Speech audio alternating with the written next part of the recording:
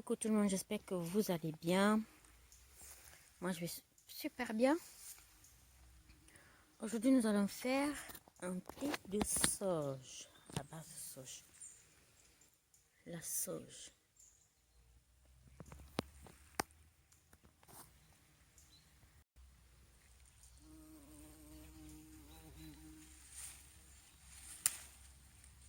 Joli, joli.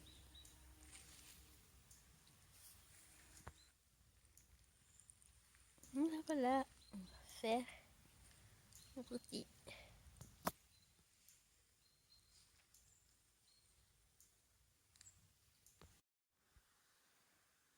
Mais avant de faire notre jus, nous allons parler un peu de la sauge. Quelles sont ses vertus? La sauge possède des multiples vertus médicinales, à savoir la désinfection des plaies, la gingivite, ça soigne la gingivite, ça soigne les maux de gorge et la transpiration, et sans oublier, pour nous les femmes, la régulation des cycles menstruels. Ah ouais, régulation des cycles menstruels, t'as bien compris. Alors, la sauge apparemment était en effet considérée au Moyen-Âge comme une panacée. Certaines espèces possédant en effet de nombreuses vertus médicinales. Deux espèces étaient particulièrement utilisées pour leur sommité fleurie et leurs feuilles. La sauge sclarée, Salvia sclarea, et la sauge officinale, Salvia officinalis, avec lesquelles on faisait des infusions et des décoctions.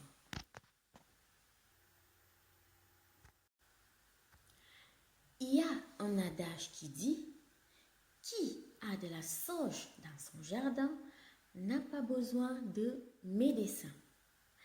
Car apparemment, la sauge était une plante médicinale de l'Antiquité et du Moyen Âge.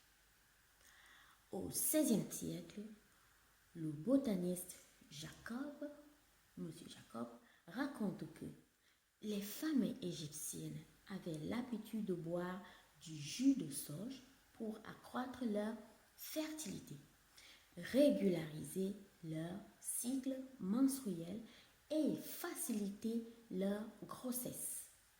Les Grecs appréciaient ses propriétés digestives et antiseptiques. Et quant aux Romains, les Romains et les Arabes l'employaient communément comme tonique et en compresse capillaire contre les morsures de serpents. Elle faisait partie des plantes dont la culture est recommandée dans les domaines royaux par Charlemagne dans le monastère. Reconnue par les Chinois qui commerçaient avec les Hollandais au XVIIe siècle, ils n'hésitaient pas à échanger leurs feuilles de thé les plus précieuses contre des feuilles de sauge. Louis XIV en avait même fait sa tisane d'élection, en servait à tout propos. À la même époque, la sauge officinale fut acclamée en Amérique où elle devint l'herbe aromatisée la plus populaire jusqu'à la fin de la Seconde Guerre mondiale. Au XVIIIe siècle, on roule les feuilles de sauge comme des cigarettes. Tous les athlétiques se mettaient à fumer de la sauge dès l'apparition du premier pollen printanier. La sauge était associé à l'immortalité et à la longévité. C'est un groupe d'Amérique mélangeait la sauge avec de la graisse d'ours pour guérir les problèmes de peau. Et quelque chose d'important, on a aussi utilisé la plante pour traiter les verrues. Alors, si tu as des verrues, essaye d'utiliser la sauge. Je n'ai pas encore essayé, mais peut-être ça peut marcher. Alors, qu'est-ce qu'on trouve dans la sauge? On trouve apparemment l'acide carnosique et l'acide rosmarinique qui sont les principaux composés antioxydants retrouvés dans la sauge.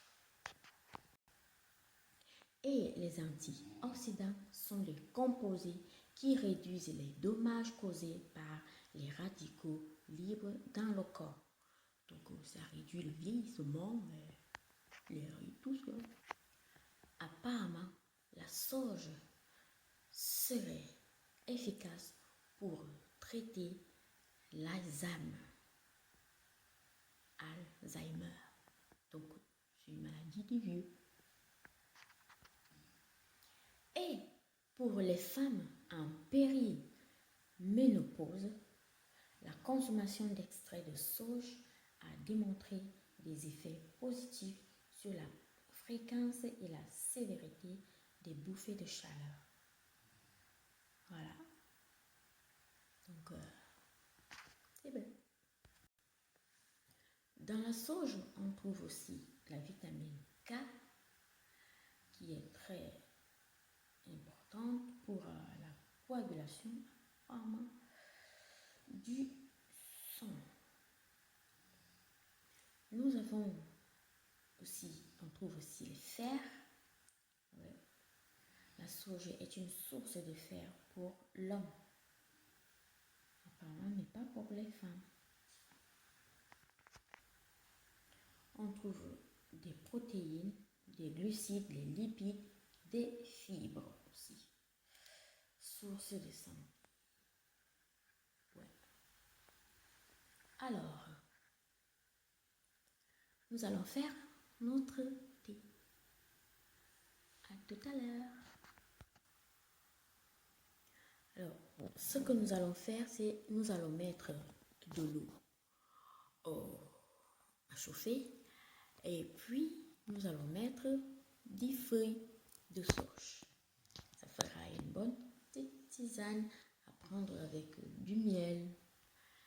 Voilà, ne pas dépasser 3 tasses par jour. Et du coup, attention, les femmes enceintes ainsi que les jeunes mamans allaitantes ne devraient pas le consommer car elle a une action stimulante sur l'ovulation. Elle est également chez les personnes souffrant d'épilepsie ou atteintes d'un cancer de sang interdit. Elle ne doit pas non plus être prise sur une longue durée car elle peut avoir des effets neurotoxiques. Par exemple, vous pouvez avoir des nausées, des vertiges. Et puis aussi, il ne faut pas prendre plus de 10 jours. Et un autre truc encore, c'est il ne faut pas prendre le volant après l'avoir prise. Voilà. Notez bien.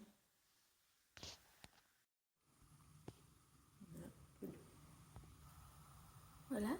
Après avoir bien lavé nos feuilles, laver soigneusement les feuilles et puis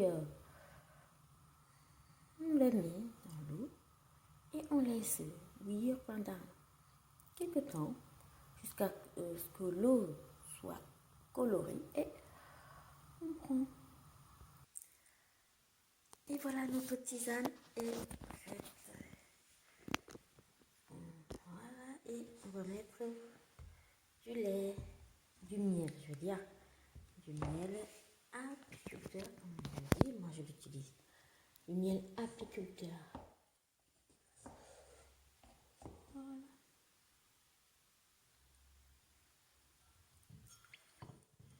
Du miel selon ce que vous voulez. La quantité que vous voulez, hein. Pas trop. Et voilà. Je vous dis à la prochaine pour une nouvelle vidéo.